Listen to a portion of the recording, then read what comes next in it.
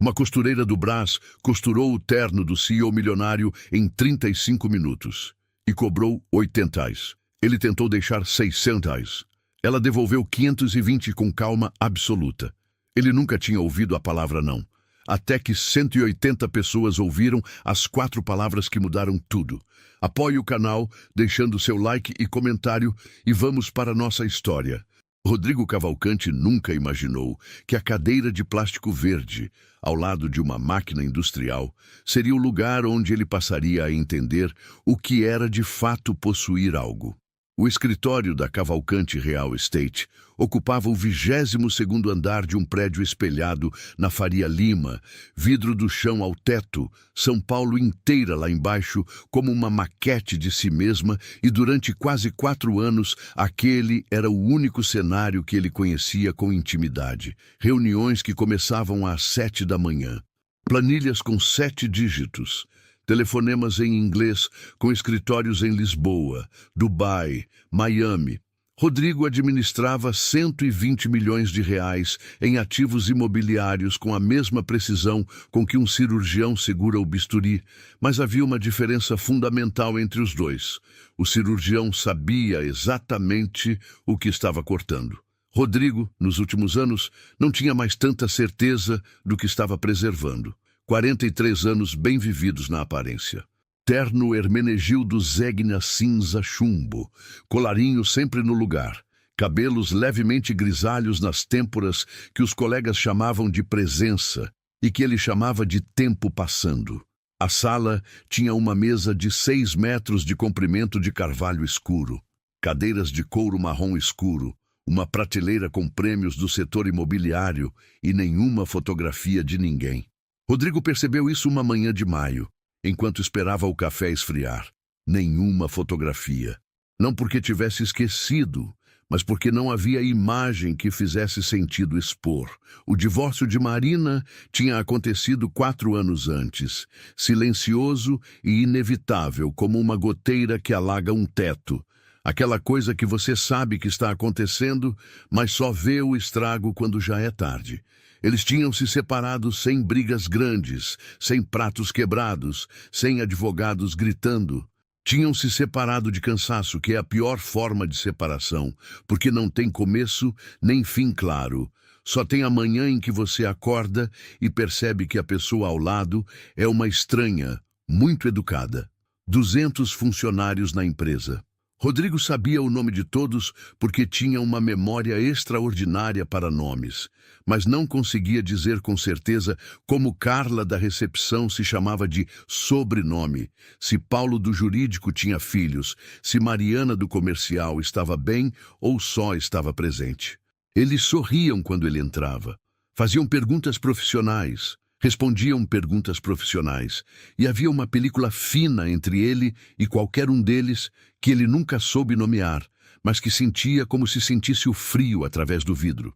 Estava lá, era real, mas havia uma separação que não se atravessava com facilidade. A ligação do assistente chegou numa quinta-feira de maio, às 17h12, quando Rodrigo estava revisando pela 3ª vez o contrato de um empreendimento em Pinheiros. Paulo, seu assistente de 31 anos, ligou com a voz num registro que Rodrigo só havia ouvido uma vez antes, quando o mercado despencou em 2020 e um sócio ameaçou sair.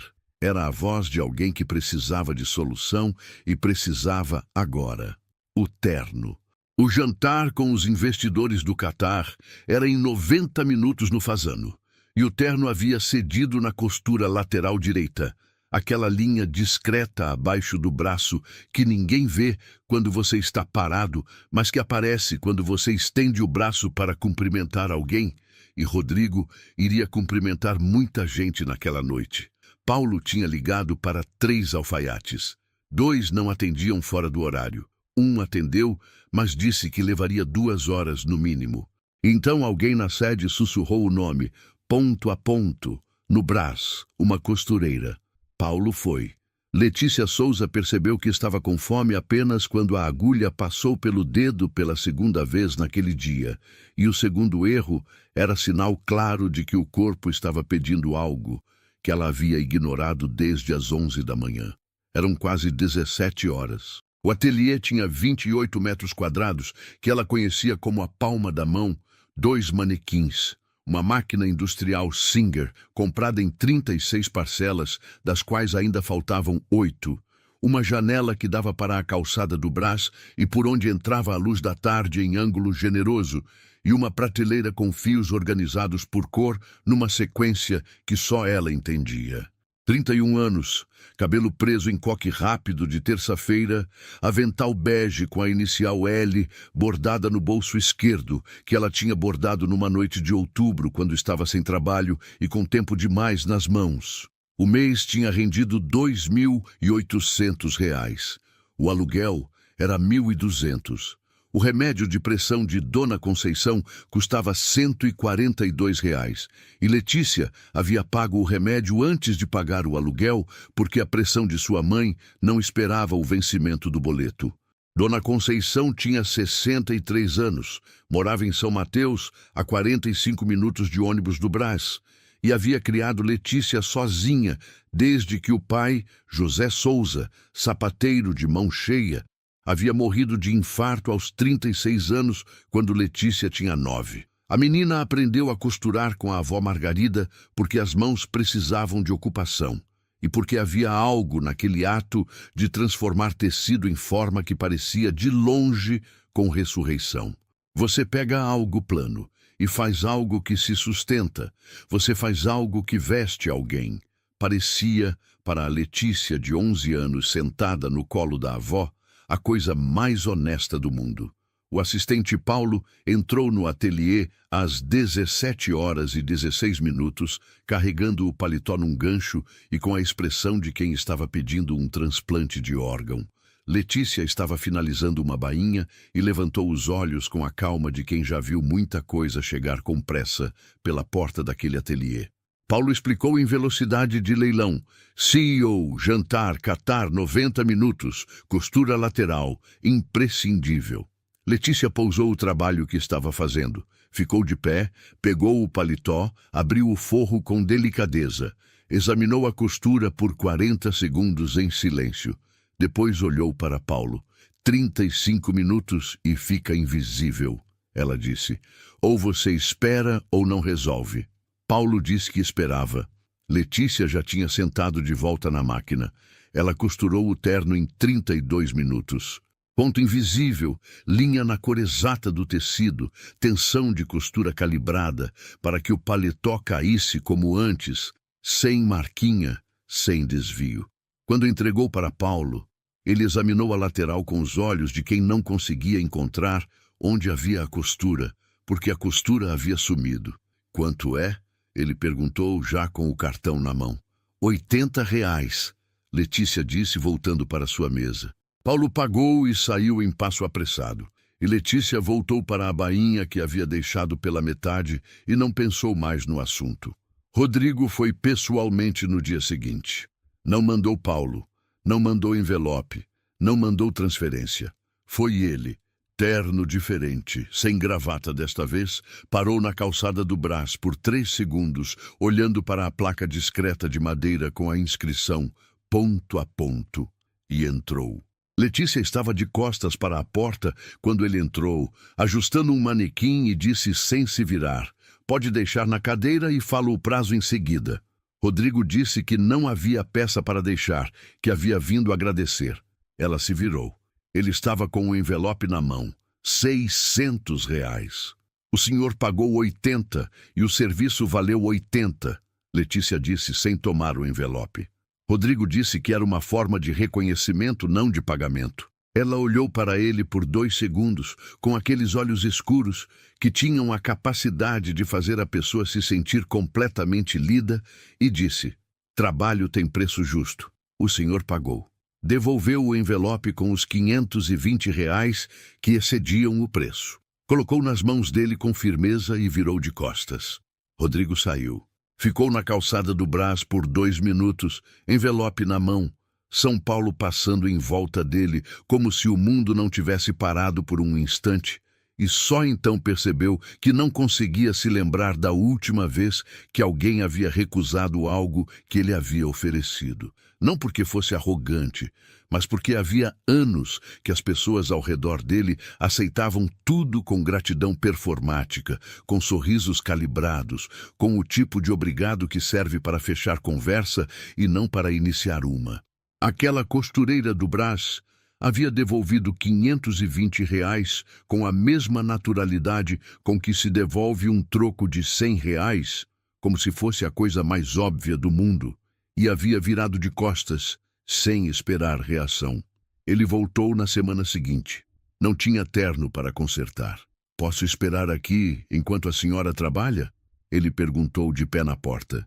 Letícia olhou para a cadeira plástica verde ao lado da máquina, aquela cadeira que estava ali desde que ela havia alugado o ateliê, que havia servido de assento para Dona Conceição em tarde de sábado, para a sobrinha de 7 anos de uma cliente, para sacolas de tecido quando o espaço estava cheio. "Pode", ela disse, e voltou ao trabalho. Rodrigo sentou na cadeira plástica verde com os ternos Hermenegildo Zegna e ficou em silêncio por 10 minutos, ouvindo o barulho ritmado da máquina Singer, o ruído de São Paulo lá fora pela janela, o fio passando pelo tecido com aquela cadência que tinha algo de meditativo. E então, sem que ninguém tivesse pedido, começou a falar. Ele disse que o jantar havia corrido bem, que os investidores do Catar tinham fechado uma conversa preliminar sobre 2 empreendimentos em São Paulo, que o paletó havia ficado impecável, que ninguém havia notado nada. Letícia costurava e ouvia sem comentar. Rodrigo percebeu que estava falando para a máquina tanto quanto para ela, e que a máquina também não julgava. "A senhora tem filhos?" Ele perguntou depois de um silêncio. "Não", ela disse, sem parar a costura. "O senhor?" ela perguntou. E havia nessa pergunta de volta uma cortesia simples, não curiosidade genuína, mas educação. "Também não", ele disse. E ficaram em silêncio de novo, e o silêncio não era constrangedor, o que era, por si só, uma informação. Voltou na semana seguinte, e na outra. Às terças e quintas, quando o expediente na sede da Cavalcante terminava e os últimos e-mails eram respondidos, Rodrigo descia os 22 andares, saía pelo saguão de granito e vidro, atravessava a Faria Lima e chamava táxi. Nunca o carro da empresa, porque o carro da empresa tinha motorista e ele não queria companhia nesses trajetos. Queria a cidade passando pela janela do táxi enquanto ia de um mundo para o outro. Da Faria Lima para o Brás são 35 minutos numa tarde de quinta-feira, e ele aprendeu cada trecho desse percurso como se fosse uma transição necessária, uma câmara de descompressão entre a vitrine e o que havia dentro. Sentava na cadeira plástica verde. Letícia costurava e conversavam. Ela contou sobre José Souza numa tarde de junho, quando estava trabalhando numa peça de cetim cor de marfim, e havia alguma coisa na delicadeza daquele tecido que fazia lembrar o pai. Disse que ele tinha mãos grandes, que elas pareciam incompatíveis com o trabalho fino de sapateiro, mas que ele colocava aquelas mãos em couro e linha, e delas saíam sapatos que pareciam ter nascido assim, prontos, como se o couro sempre tivesse sido aquele formato. Morreu num sábado de agosto, quando Letícia tinha 9 anos, e a única coisa que ela se lembrava da semana seguinte era a mão de Dona Conceição segurando a dela na fila do banco, porque havia contas que não paravam por causa de nenhum luto. Aprendeu costura com a avó Margarida porque havia que aprender alguma coisa que as mãos pudessem fazer para ajudar. Rodrigo ouviu sem interromper. Quando ela terminou, ficou quieto por alguns segundos e disse: "Seu pai e o meu tinham em comum esse negócio de transformar material em forma." E quando Letícia perguntou o que o pai dele fazia, ele disse: "Construía casas, mas morreu antes de construir a que a gente precisava." Não explicou mais, ela não perguntou, mas havia um entendimento ali que não precisava de palavras adicionais. Rodrigo contou sobre Marina numa quarta-feira de chuva fina, em que o barulho da máquina e o barulho da chuva na calçada do Brás criavam uma espécie de ruído branco que tornava mais fácil dizer coisas difíceis. Disse que o casamento havia durado 8 anos e que, honestamente, ele havia estado presente em talvez 2, não ausente em viagem, ausente em presença. Estava sentado à mesa do jantar, mas estava pensando na reunião do dia seguinte. Estava de férias em Trancoso, mas com o celular na mão respondendo propostas. Marina havia tentado de formas diferentes e havia chegado a um ponto em que ela parou de tentar. Não com raiva, mas com o tipo de resignação tranquila que é mais assustadora que qualquer briga. Um dia ela disse: "Você sabe que eu não existo para você quando você está trabalhando?" E ele havia respondido que sabia, mas que logo terminaria aquela fase. A fase nunca terminou. Marina foi. Rodrigo ficou com os 120 milhões de reais sob gestão e 200 funcionários que sorriam na entrada e uma mesa de 6 metros de comprimento de carvalho sem nenhuma fotografia. E o pior, ele disse para Letícia naquela quarta de chuva, é que eu achei por anos que o problema era dela não entender o que eu estava construindo. Parou. Só fui entender o problema quando não havia mais ninguém para entender junto comigo. Letícia não parou a máquina. Mas havia um gesto pequeno que ela fez, um ajuste desnecessário no tecido que revelava que estava ouvindo com atenção. "O senhor ainda está construindo a mesma coisa?" ela perguntou. Ele ficou quieto um tempo longo. "Não sei mais o que estou construindo", ele disse. Era a primeira vez em 4 anos que ele dizia aquilo em voz alta. Havia uma padaria em frente ao ateliê que vendia pão de queijo mineiro em bandeja de alumínio e café coado em coador de pano. E numa quarta-feira de julho, em que Letícia havia esquecido de almoçar porque havia 3 entregas para o dia seguinte, e Rodrigo não havia jantado porque havia saído direto de uma reunião que se estendeu até às 18 horas. Os dois estavam ali quando o estômago de um deles fez um barulho que pertencia claramente à anatomia e não à máquina Singer. Letícia olhou para ele. Rodrigo olhou para ela. Ela foi até a padaria e voltou com 4 pães de queijo e 2 cafés em copo de isopor. Pousou na mesinha ao lado da máquina sem cerimonial nenhum, sentou no banquinho pequeno onde guardava linha e tesouras e disse: "Come." Dividiram os 4 pães de queijo com a São Paulo da tarde de julho, passando pela janela. O barulho de buzina e de gente e de entregadores de moto. O cheiro de café misturado com o cheiro de tecido, que era o cheiro permanente do ateliê. E Rodrigo disse que era a melhor refeição do ano. Letícia riu, aquele riso curto e genuíno que ela raramente deixava escapar, e disse que ele estava com fome. Ele respondeu que estava, mas não era de comida. Ela fez de conta que não ouviu, mas ouviu. E algo naquele momento ficou suspenso no ar do ateliê, como a poeira do tecido que a luz da tarde tornava visível, aquela coisa que existe, mas que você só consegue ver quando a luz bate de um ângulo específico. Nas semanas seguintes, Rodrigo percebeu que havia começado a reorganizar a agenda para garantir que as terças e quintas estivessem livres depois das 18 horas. Não havia dito isso para ninguém, não havia criado um evento no calendário, mas havia algo que funcionava como uma bússola interna que orientava aqueles 2 dias da semana, como se houvesse ali algo inegociável. Conversou com Paulo sobre delegar mais reuniões de follow-up para a equipe. Paulo ficou visivelmente satisfeito, interpretando isso como crescimento de liderança. Rodrigo não corrigiu a interpretação.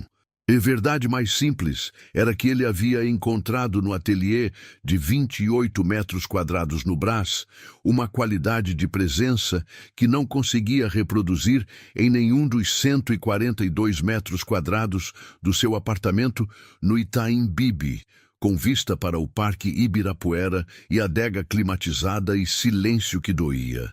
Letícia, da sua parte, havia chegado à conclusão de que Rodrigo Cavalcanti era genuinamente diferente do que ela esperava de um CEO de imobiliária.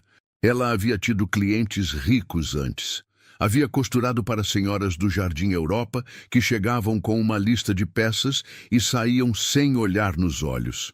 Havia costurado para maridos dessas senhoras que deixavam dinheiro na cadeira como se fosse gorjeta de restaurante. Rodrigo perguntava o nome do tecido, perguntava como ela sabia que aquele ponto específico era o certo para aquela costura. Perguntava sobre a máquina, sobre as 36 parcelas, sobre o que ela queria fazer com o ateliê quando crescesse. E perguntava de um jeito que não era paternalismo disfarçado de interesse, era curiosidade real de quem nunca havia pensado naquele universo e havia chegado à conclusão de que havia um universo inteiro que não conhecia. Letícia tinha cuidado com aquele tipo de atenção porque sabia que atenção também podia ser uma forma de poder. Mas havia algo nas perguntas dele que não carregava peso de expectativa. Ele perguntava e então ficava quieto, como se a resposta fosse o fim do processo e não o começo de outra coisa. Ela contou sobre o sonho de ampliar o ateliê numa tarde de agosto em que havia chegado uma proposta de escola particular no bairro, pedindo uniformes para 220 alunos. Um contrato que ela não conseguia assumir sozinha e que havia devolvido com uma dor no peito por 2 dias. Precisaria de uma ajudante, pelo menos, ela disse, e de mais 2 máquinas. E não tenho os 3 agora. Rodrigo ouviu. Não disse nada imediatamente. Não propôs solução. Ficou quieto da forma que ele havia aprendido a ficar, que não era desinteresse, mas era respeito pelo tamanho da coisa que estava sendo dita. Só disse depois de um tempo, você vai conseguir. Não era uma promessa, era uma constatação. E havia uma diferença enorme entre os dois. E Letícia percebeu a diferença, e aquilo ficou com ela por dias. Rodrigo havia chegado ao ateliê 34 vezes. Ele havia contado, não porque fosse o tipo de pessoa que conta essas coisas, mas porque havia uma tarde em que Paulo havia perguntado como estava indo o fornecedor do Brás e Rodrigo havia respondido de forma automática, é a 34ª visita. E então havia ficado olhando para Paulo por 2 segundos, com a expressão de quem acabou de revelar algo que não pretendia. Paulo não fez follow-up na pergunta. Era um bom assistente, mas Rodrigo ficou com o número na cabeça. 34. Havia visitado o ateliê 34 vezes. Havia visitado o médico 3 vezes no último ano. Havia visitado seus pais no interior de São Paulo 2 vezes. Havia visitado a filial de Campinas, que precisava urgentemente de atenção 0 vezes desde março. Os números diziam algo com uma clareza que planilha nenhuma conseguia clareza maior. O convite para o jantar de gala do Instituto São Paulo Constrói chegou em julho, com 3 semanas de antecedência. Era o evento do ano no setor imobiliário, aquela noite de agosto, no Grand Hyatt, no Itaim Bibi, onde 180 pessoas em seus melhores ternos e vestidos mais caros arrecadavam 3 milhões de reais para um instituto que construía moradias populares. E havia uma ironia no centro disso que Rodrigo havia observado por anos, sem nunca comentar em voz alta. Ele ia todos os anos. Geralmente levava algum sócio ou ia sozinho. Desta vez, ficou olhando para o cartão de convite em cima da mesa por alguns minutos. Depois pegou o celular e mandou uma mensagem para Letícia. Tem um jantar de gala em agosto. Gostaria muito que você fosse comigo. Esperou. 3 bolinhas apareceram e desapareceram 3 vezes. Aquele fenômeno de alguém começando e apagando resposta. Depois, preciso pensar. Ele respondeu, claro, e esperou. Ela demorou 5 dias para responder sim. Durante esses 5 dias, Rodrigo não a pressionou. Mandou uma mensagem na quinta-feira habitual, dizendo que estaria no ateliê, se ela quisesse companhia, mas que entendia se preferisse espaço. Ela respondeu que podia ir. Foram. Ele sentou na cadeira plástica verde. Ela costurou. E nenhum dos dois mencionou o jantar. Na semana seguinte, ela mandou uma mensagem curta. Vou. Rodrigo ficou olhando para a tela do celular por um momento e então colocou o aparelho na mesa com cuidado, como se estivesse guardando algo frágil. Pela primeira vez em muitos anos, havia algo que ele estava antecipando que não tinha rendimento financeiro nenhum. O que Letícia não disse a ninguém naqueles 5 dias de hesitação era simples e concreto. Não tinha roupa adequada. Não era questão de gosto, era questão de guarda-roupa e de dinheiro. E ela não tinha nenhum nem outro no nível que um jantar de 800 reais por assento exigia. Pedir para Rodrigo era uma possibilidade que ela descartou em menos de 30 segundos, não por orgulho performático, mas por clareza sobre o que ela queria que aquela situação fosse. Se ela ia como ela mesma. Passou 4 noites costurando para si mesma, coisa que raramente fazia, porque raramente havia ocasião e porque havia sempre trabalho mais urgente. Mas naquelas 4 noites, ela foi ao mercado de tecidos no Brás, numa manhã de sábado, escolheu um crepe de seda sintético azul petróleo que custava R$ 38 o metro e que tinha uma queda específica que ela sabia que poucos reconheceriam como tecido popular. E passou as noites medindo, cortando, costurando com aquela atenção que ela dava às peças dos clientes, mas raramente a si mesma. O vestido não tinha etiqueta, não precisava. O Grand Hyatt, no Itaim Bibi, tinha aquele tipo de entrada que fazia a cidade desaparecer. Portas de vidro que se abriam em silêncio, ar-condicionado calibrado para a temperatura de outro mundo, carpete bege escuro que absorvia o barulho dos sapatos e transformava cada passo num gesto silencioso. Letícia entrou ao lado de Rodrigo e percebeu, no segundo em que atravessou as portas, que havia 2 formas de entrar num lugar assim, com a postura de quem pertencia ou com a postura de quem precisava provar que pertencia. Ela escolheu a primeira sem precisar pensar, porque havia aprendido com Dona Conceição ainda criança que o corpo sabe a diferença entre dignidade e arrogância, e que dignidade não precisa de endereço. Rodrigo percebeu o vestido quando ela desceu do táxi. Ficou parado por 2 segundos na calçada do Hyatt com o casaco no braço, olhando para ela com uma expressão que ela não havia visto nele antes. Que não era admiração de homem olhando para a mulher bonita, era algo mais próximo do que ele havia sentido na tarde do pão de queijo, aquela qualidade de atenção que acontece quando você percebe que algo é extraordinário sem ter palavras imediatas para dizer por quê. Você fez esse vestido? Ele perguntou. Sim, ela disse. E havia nessa resposta de uma sílaba toda a história das 4 noites, do tecido de R$ 38 o metro, do pai sapateiro e da avó Margarida e das mãos que transformavam o material em forma. Rodrigo ficou quieto, então ofereceu o braço. Ela aceitou e entraram. O salão de gala tinha lustres de cristal em cadeias longas, que jogavam luz dourada sobre mesas redondas, cobertas de toalhas brancas, e arranjos de orquídeas, talheres de prata, taças de cristal ainda vazias esperando o sommelier, um piano de cauda num canto tocado por um homem de smoking que conhecia Bach de cor. 180 convidados já circulavam em grupos de 3 e 4. Os homens em ternos escuros ou smoking, as mulheres em vestidos que tinham etiqueta costurada no forro, aquela faixa de 2 centímetros de cetim com letras douradas que era, naquele ambiente, uma forma de apresentação tão eficiente quanto o cartão de visita. Letícia observou a sala com olhos de costureira e identificou em menos de 2 minutos quais vestidos eram bem construídos e quais eram caros sem ser bons, que são coisas distintas. O dela era bom. Ela sabia disso, mas não tinha etiqueta.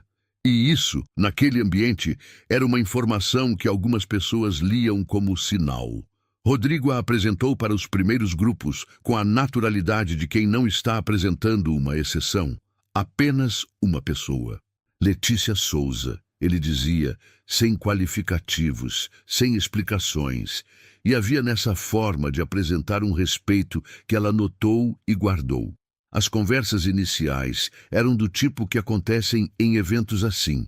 Quem conhece quem? Qual empreendimento está saindo? Em qual bairro? qual mercado está aquecendo. Letícia ouvia mais do que falava, e quando falava, era com precisão de quem não tem palavras para desperdiçar. Em dois grupos diferentes, a pergunta chegou de forma lateral. Em qual área você atua? Ela respondia: costura, tem um ateliê no Brás. E havia um microsegundo de reconfiguração nas expressões ao redor. Aquele ajuste sutil de quem estava recalculando a posição da pessoa no mapa social daquela noite, e então a conversa seguia porque Rodrigo seguia conversando, e quando Rodrigo Cavalcante seguia conversando, as pessoas seguiam junto. Foi quando Rodrigo foi cumprimentar o anfitrião do evento, um senador que administrava o conselho do Instituto, que Priscila Fonseca e Vanessa Drummond se aproximaram de Letícia. Priscila tinha 40 anos, cabelo louro bem tratado, vestido de Valentino cor de champanhe, e o tipo de sorriso que era construído para parecer gentil sem ser gentil.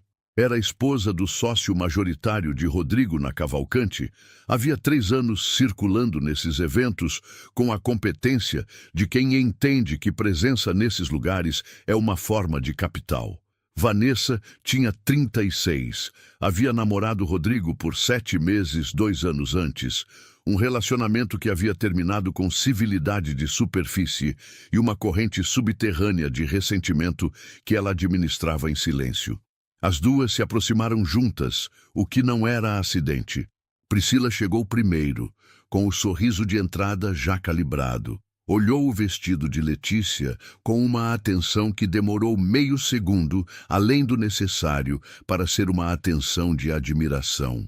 Lindo, ela disse, e havia uma pausa milimétrica antes do adjetivo que transformava o elogio em outra coisa. De onde é esse tecido? A pergunta era um teste disfarçado de curiosidade. Letícia abriu a boca para responder, porque tinha resposta honesta e simples para dar, mas Vanessa não esperou. Disse em voz calibrada para a mesa mais próxima ouvir, aquela projeção de voz, de quem sabe que palavras ditas no volume certo chegam onde precisam chegar. Você não pertence aqui. O salão não parou. A vida não parou. O piano de cauda continuou tocando Bach com a mesma indiferença do universo. Mas havia uma qualidade no ar daquelas palavras que fez as 3 pessoas à mesa mais próxima interromperem a conversa por meio segundo. Aquele instinto humano de reconhecer quando uma linha foi cruzada, quando um som não pertence ao ruído de fundo. Letícia respirou fundo. Havia na respiração dela algo que quem a conhecia reconheceria imediatamente. Não era medo. Era o tipo de respiração que precede uma resposta cuidadosa, que Letícia havia aprendido com Dona Conceição, que havia aprendido que palavras ditas com raiva custam mais para quem as diz do que para quem as recebe. Ela ia responder. Tinha a resposta. Mas ouviram o barulho da cadeira. Não era um barulho de cadeira caindo. Era o barulho específico de uma cadeira sendo empurrada para trás de forma deliberada. O tipo de som que num salão com carpete bege escuro e acústica de hotel 5 estrelas carregava um peso desproporcionalmente grande. 180 pares de olhos não se viraram todos ao mesmo tempo, mas houve um movimento de atenção que se propagou pela sala como se alguém tivesse jogado uma pedra num lago e os círculos fossem chegando mesa por mesa. Rodrigo estava de pé, 43 anos. Erno Hermenegildo Zegna Azul Marinho, gestor de 120 milhões de reais, uma década sem ouvir a palavra não de forma consequente, e olhava para Priscila Fonseca e Vanessa Drummond com uma frieza que não era teatral, que não estava sendo performada para a plateia, que era simplesmente o que acontece quando alguém que tem controle absoluto da própria expressão decide parar de fazer esforço para ser agradável. A sala sentiu. Não porque ele tivesse gritado, não porque tivesse feito gesto dramático, mas havia uma qualidade naquela postura de pé, naquele silêncio de 2 segundos antes de falar, que fez o sommelier parar na metade do movimento de servir o vinho à mesa 3. Rodrigo não olhou para Priscila, não olhou para Vanessa. Olhou apenas para Letícia, com aquela atenção direta que ela havia aprendido a reconhecer nas terças e quintas no ateliê. Aquela forma de olhar que dizia que a pessoa à frente era a única coisa no enquadramento. Colocou a mão na dela sobre a mesa com cuidado, os dedos por cima dos dedos dela, com a delicadeza de quem toca algo que importa. Então, e só então, virou o rosto para as duas mulheres. A sala inteira ouviu, porque a sala inteira estava ouvindo. Ele disse com voz absolutamente calma, no mesmo tom que usava para fechar contratos de 8 dígitos. Ela é minha noiva. 4 palavras. Priscila abriu a boca e não saiu som. Vanessa ficou com a cor saindo do rosto de uma forma que o blush caro não conseguia disfarçar. À mesa mais próxima, um casal parou de mexer nos talheres. O sommelier ficou com a garrafa suspensa. O piano continuou. Bach indiferente a tudo.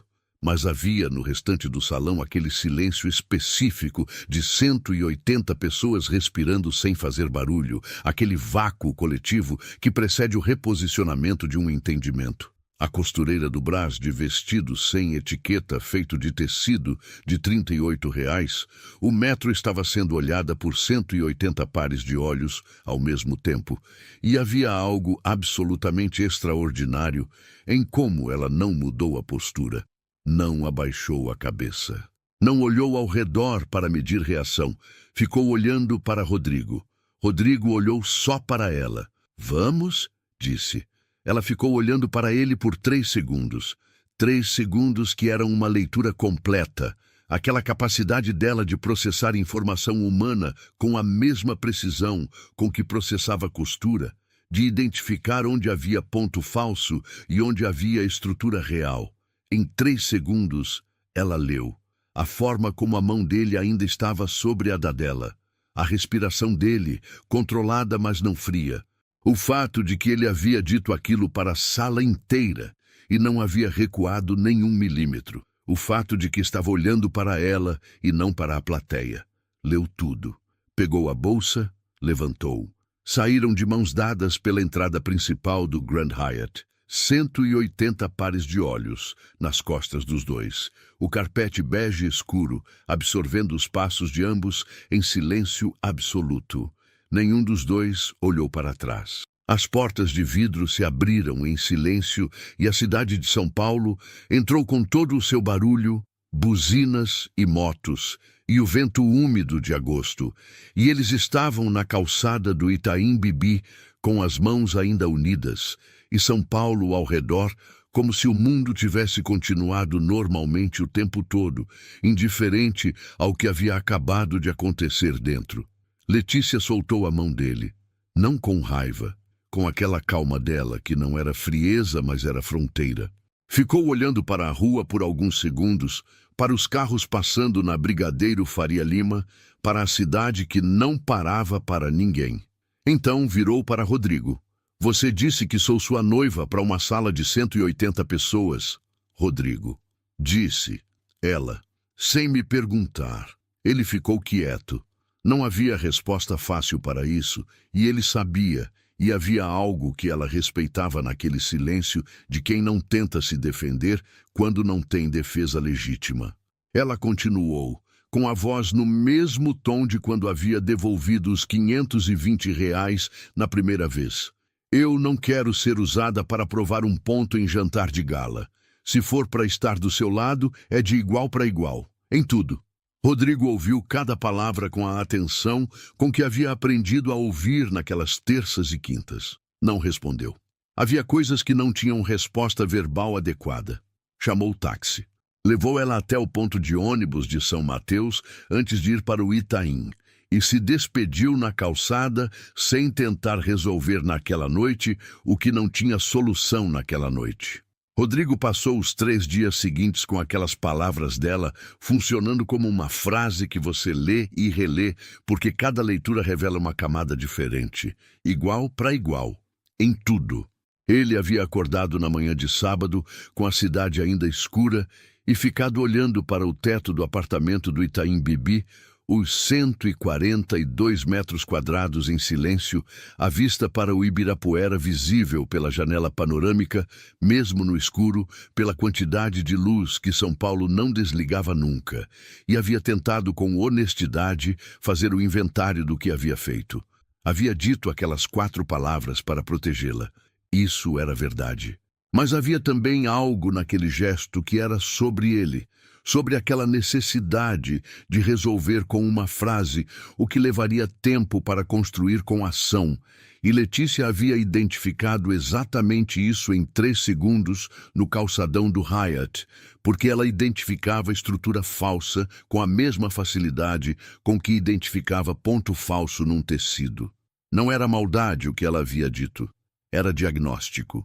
Ele foi ao escritório no sábado, coisa que havia feito centenas de vezes, mas desta vez ficou parado na frente da mesa de 6 metros de carvalho escuro, olhando para a ausência de fotografias e pensando não no trabalho que havia para fazer, mas no que havia construído ao longo de todos esses anos, e se o que havia construído tinha forma quando você tirava o dinheiro. A Cavalcante Real Estate tinha 142 imóveis sob gestão, 3 empreendimentos em construção, uma reputação consolidada no mercado paulistano, um escritório com vista para a cidade inteira. Era uma vitrine extraordinária. E ele havia dito para Letícia, numa quarta de chuva no Brás, que não sabia mais o que estava construindo. A vitrine estava intacta. Mas o que havia atrás do vidro era uma questão que ele havia evitado por anos, com a eficiência de quem é muito bom em estar ocupado. Não foi ao ateliê na terça seguinte. Não porque tivesse desistido, mas porque havia entendido que aparecer na terça com a mesma cadência de antes seria uma forma de ignorar o que havia sido dito na calçada do Hyatt. E ignorar o que havia sido dito era exatamente o tipo de coisa que havia destruído o casamento com Marina. Ele havia aprendido, tarde, mas havia aprendido, que algumas coisas precisam de tempo real para assentar. Não o tempo que é conveniente, mas o tempo que é necessário. Então, ficou com as palavras dela durante aqueles dias. Deixou elas trabalharem nele da forma que trabalham as coisas que são verdadeiras, que é fundo e devagar, e sem que você consiga apressar o processo.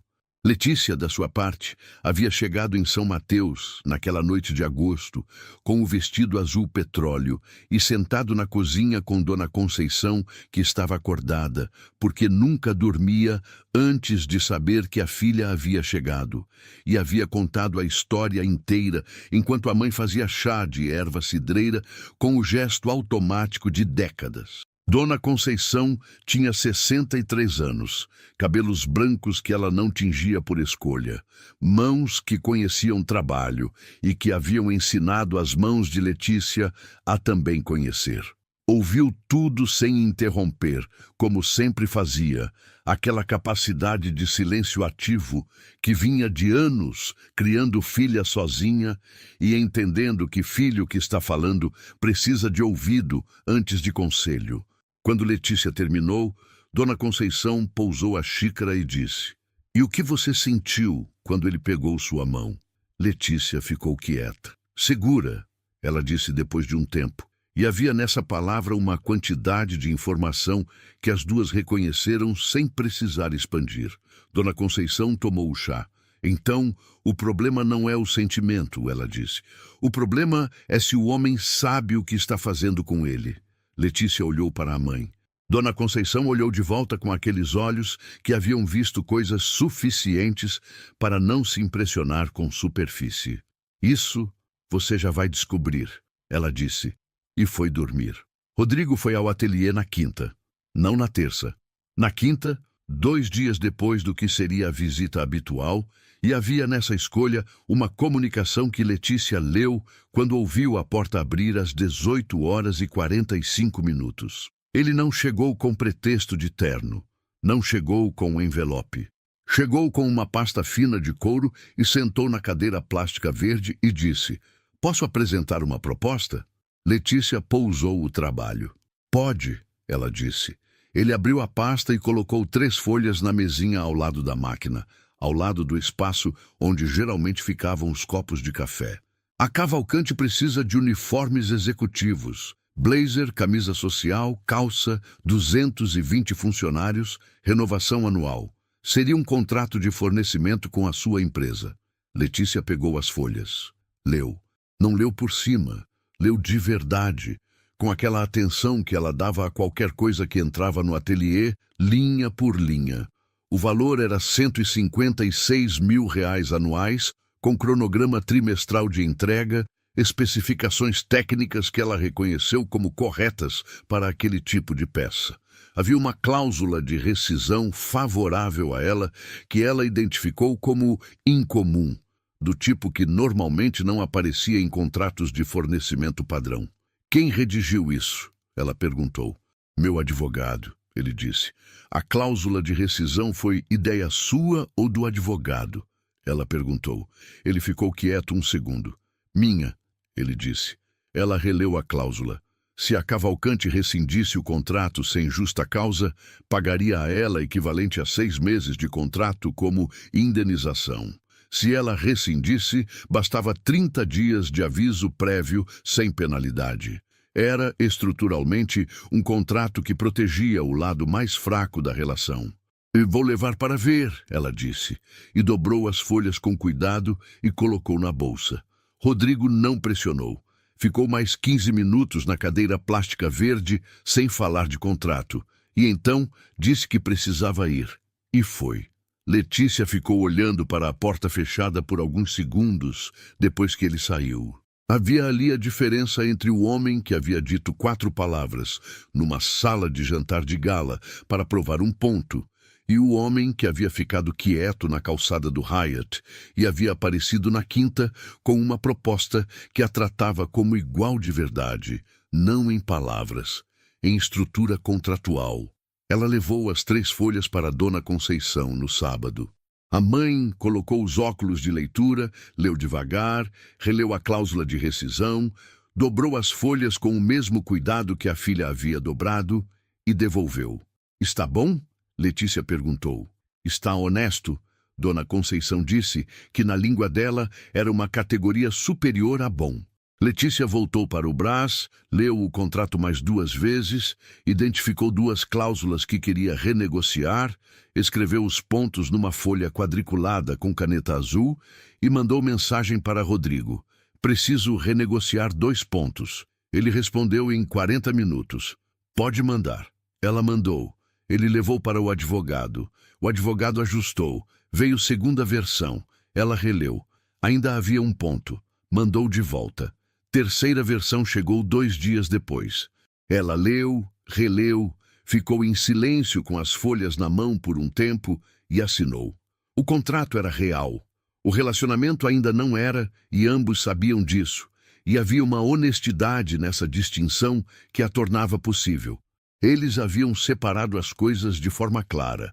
Havia um contrato de fornecimento entre a costureira e a empresa, com valor justo e cláusulas protetoras, e havia uma história entre 2 pessoas que havia sido interrompida numa calçada do Itaim Bibi e que precisava de mais tempo antes de se tornar outra coisa. Rodrigo continuou indo ao ateliê.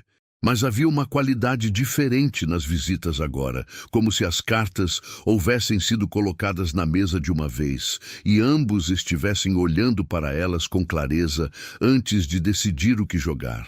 Ele havia parado de tentar resolver. Havia começado a simplesmente estar. E havia uma diferença enorme entre os dois, e Letícia a sentia toda vez que ele chegava e sentava na cadeira plástica verde sem agenda visível. 2 meses depois, numa terça-feira de outubro, em que a luz da tarde entrava pela janela do ateliê, num ângulo que tornava o tecido na mesa da cor do ouro, Rodrigo disse que havia cancelado uma reunião com investidores de Lisboa naquela manhã. Letícia não disse nada imediatamente. Continuou costurando. Por quê? Ela perguntou depois de um tempo. Porque era a 10ª reunião no mês e eu não precisava de 10. Ele disse. Precisava de 6. As outras 4 eram hábito, não necessidade. Ela ergueu os olhos para ele por um segundo. Havia algo nessa distinção que ela reconhecia da própria vida. A diferença entre o que você faz porque precisa e o que você faz porque sempre fez. E parar exigiria examinar por que começou. E o que você fez com a tarde? Ela perguntou. Fui ver meu pai no interior, ele disse. Primeira vez em 8 meses. Letícia ficou quieta. O ruído da máquina preencheu o silêncio. Então ela disse, sem tirar os olhos da costura, como ele estava. Velho, Rodrigo disse, e aliviado. Ela não perguntou mais, mas havia algo que ela notou guardou, que era o fato de que ele havia dito aquilo sem esperar elogio, sem esperar reconhecimento, como quem relata um fato que havia feito para si mesmo e não para apresentar a ninguém. Foi numa noite de outubro, depois que o ateliê fechou, e os dois estavam na calçada do Brás, esperando o táxi dele, com São Paulo fazendo aquele barulho específico de final de expediente, a cidade trocando de turno com aquela energia que nunca desaparecia completamente, que Rodrigo disse, eu gostaria de te convidar para jantar, não num evento, numa mesa, os dois, sem nada para provar para ninguém. Letícia ficou olhando para a rua por um momento. O táxi estava a 2 minutos. Quinta-feira, ela disse. Não era pergunta, era confirmação. Ele disse, quinta-feira. O táxi chegou. Ele entrou. E pela primeira vez em 2 meses, ela ficou na calçada do Brás com algo que não havia sentido em muito tempo, que não era certeza, porque certeza era um luxo que a vida raramente oferecia. Mas era algo adjacente à certeza. Aquela sensação de que a direção estava certa, mesmo que a distância fosse desconhecida. O jantar de quinta-feira foi num restaurante na Vila Madalena que Rodrigo havia escolhido com um critério específico. Sem estrela Michelin, sem lista de espera de 3 semanas, sem iluminação estudada para parecer íntima, enquanto era calculada para impressionar. Era um lugar com mesas de madeira sem toalha, cardápio escrito à mão no quadro negro, vinho servido em taça simples e comida que saía da cozinha com cheiro antes de sair com prato. Ele havia chegado antes, sentado de frente para a porta, e havia ficado olhando para a entrada, com aquela atenção de quem está esperando algo que importa de verdade. Letícia entrou com 5 minutos de atraso, que eram 5 minutos de ônibus. E não de descuido, calça preta, blusa de seda bordô que ela havia costurado para si mesma num domingo de setembro, cabelo solto pela primeira vez nas vezes em que haviam estado juntos. E Rodrigo percebeu aquele detalhe do cabelo com a precisão de quem havia memorizado cada versão anterior. Ela sentou. O garçom veio. Pediram sem pressa, aquela qualidade de não ter pressa que vem de 2 pessoas que não precisam preencher o tempo com performance. A comida chegou com cheiro de alho dourado e ervas frescas. O vinho era simples e correto.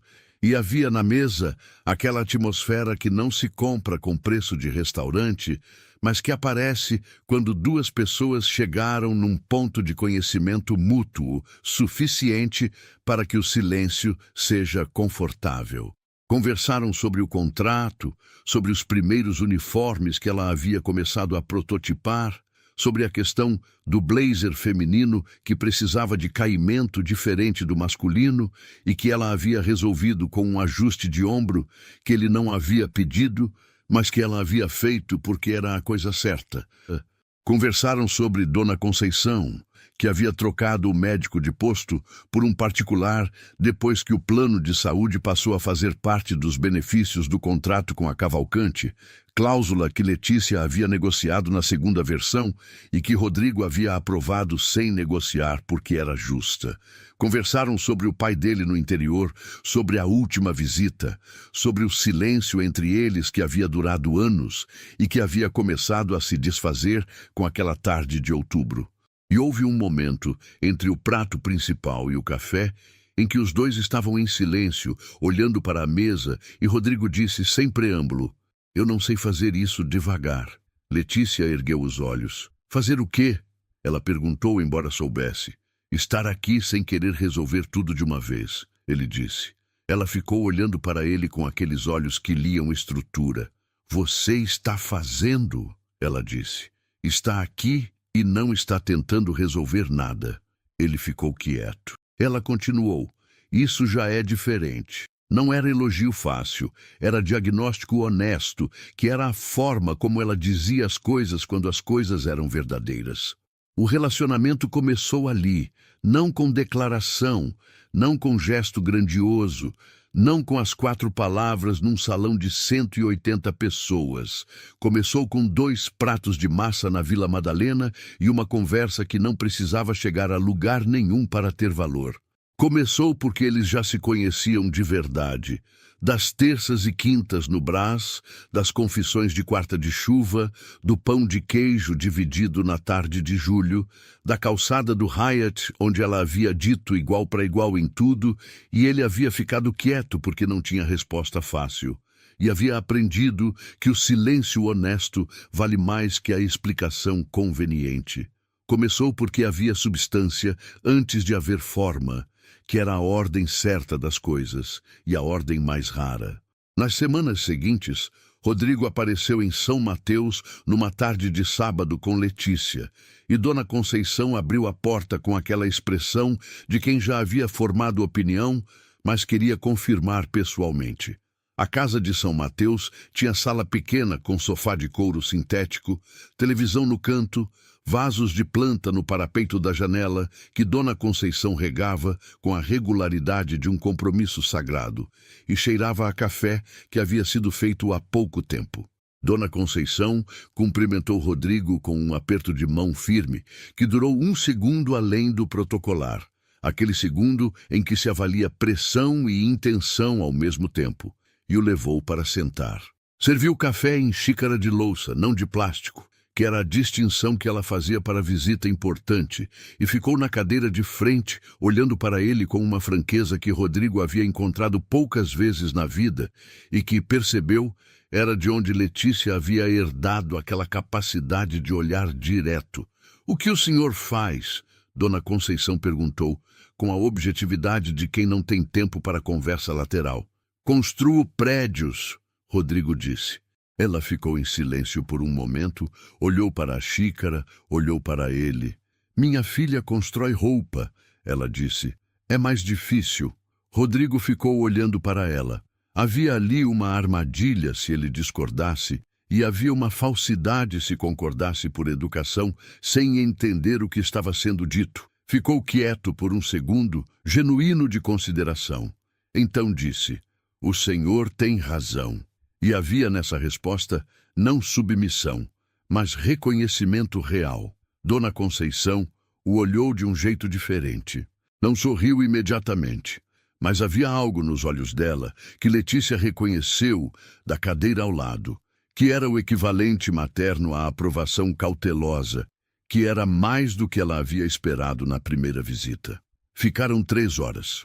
Rodrigo ouviu Dona Conceição falar sobre José Souza, sobre os sapatos que ele fazia, sobre a manhã de sábado em que ele havia morrido e sobre os 40 anos que ela havia vivido desde então com a inteireza de quem decide que luto não impede continuidade. Ouviu sem o celular na mão, sem o impulso de verificar mensagem ou responder notificação, com aquela atenção que havia aprendido nas cadeiras plásticas verdes do ateliê a dar para o que estava à frente. Quando saíram, Dona Conceição ficou na porta vendo os dois descendo a rua, e Letícia sentiu o olhar da mãe nas costas, com aquela qualidade específica de olhar materno que não é vigilância, mas é presença continuada, aquele amor que acompanha sem segurar. Na rua de São Mateus, com as calçadas irregulares de bairro que cresceu sem planejamento e que tinha aquela textura de lugar onde a vida acontece sem ser cenografada, Rodrigo disse: "Sua mãe é extraordinária." Letícia disse: "Ela é o que acontece quando alguém decide que a vida não vai ser menor do que ela podia ser, independente do que acontece." Rodrigo ficou em silêncio com isso. Havia ali uma frase que se aplicava à mãe e que se aplicava também à filha, e ele sabia disso, e havia algo naquele saber que chegava com peso.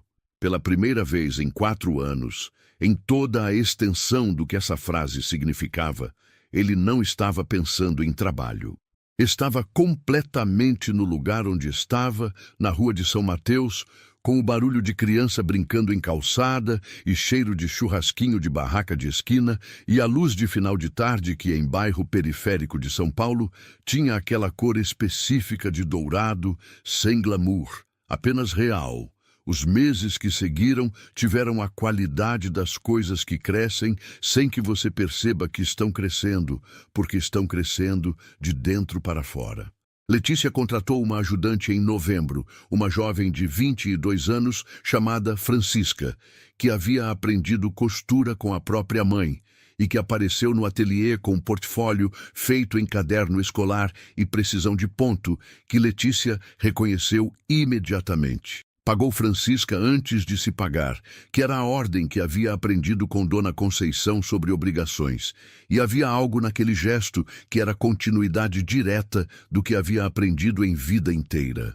O ateliê cresceu para 40 metros quadrados, quando o espaço ao lado ficou disponível em dezembro, uma expansão que o contrato com a Cavalcante havia tornado possível, sem que Rodrigo tivesse interferido na decisão, porque a decisão havia sido dela, com o dinheiro dela, no tempo dela.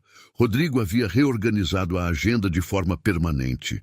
Não havia anunciado isso para ninguém da empresa como mudança de filosofia. Não havia mandado e-mail para 200 funcionários sobre a importância do equilíbrio, que era exatamente o tipo de coisa que a versão anterior dele teria feito para gerenciar a percepção de mudança antes de mudar de verdade. Havia simplesmente começado a sair do escritório às 18 horas com regularidade. Havia começado a delegar reuniões de follow-up. Havia começado a ir ao interior uma vez por mês ver o pai. Paulo havia observado essas mudanças com o cuidado de quem não vai comentar, a menos que seja perguntado. E não foi perguntado, e havia nisso um respeito mútuo que funcionava bem. Os negócios da Cavalcante não haviam sofrido. Talvez por isso, talvez por aquela máxima de que as melhores decisões são tomadas por quem tem vida além das decisões. As negociações do último trimestre haviam fechado com margem acima da projeção. Rodrigo não havia mencionado isso para Letícia como argumento de nada, mas havia pensado nisso numa manhã, olhando para a mesa de 6 metros de carvalho que agora tinha, no canto direito, uma fotografia pequena de 2 copos de isopor de café ao lado de uma máquina Singer, foto tirada por Francisca numa terça-feira de novembro sem que ninguém tivesse pedido. Numa tarde de fevereiro, um domingo de calor paulistano que tornava os parques da cidade mais democráticos do que em qualquer outra estação, Rodrigo e Letícia estavam sentados numa das banquetas de concreto do Parque Ibirapuera, próximos ao lago, com o ruído de crianças correndo na grama ao redor e o som de São Paulo ao fundo, como sempre, aquela cidade que não ficava em silêncio nem num domingo de sol.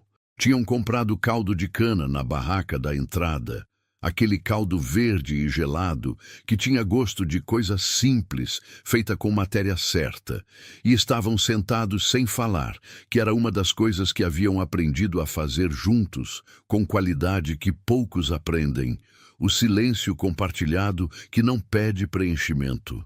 Uma menina de aproximadamente 6 anos, que havia fugido momentaneamente da supervisão dos pais, parou na frente dos dois com aquela atenção direta de criança que não aplica filtro social.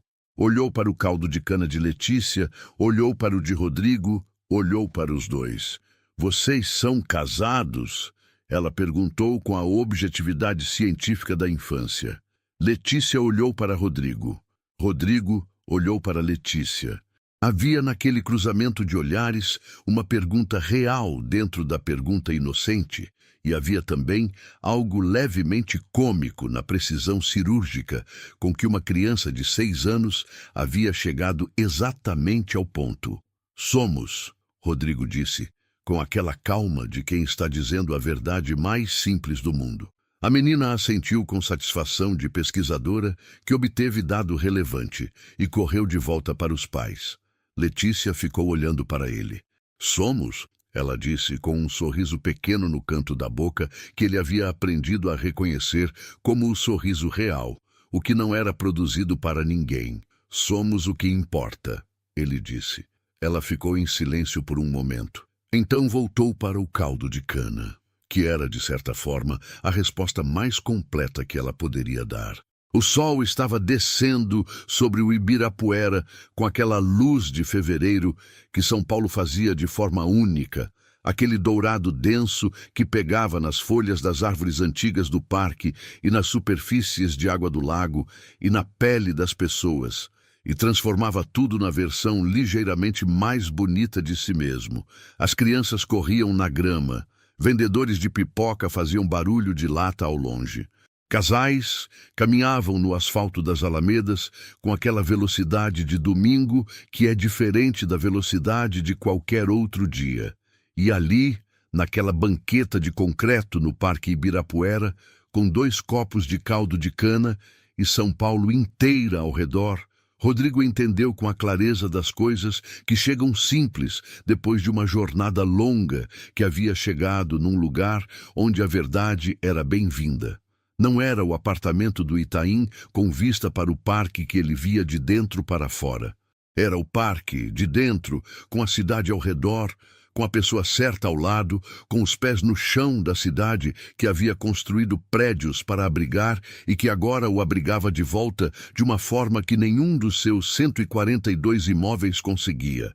Não era riqueza de planilha, não era sucesso de vitrine, era presença, era escolha contínua, era o tipo de construção que você não vê de longe, mas que sustenta tudo. E isso era mais do que suficiente. Era tudo. Era exatamente tudo.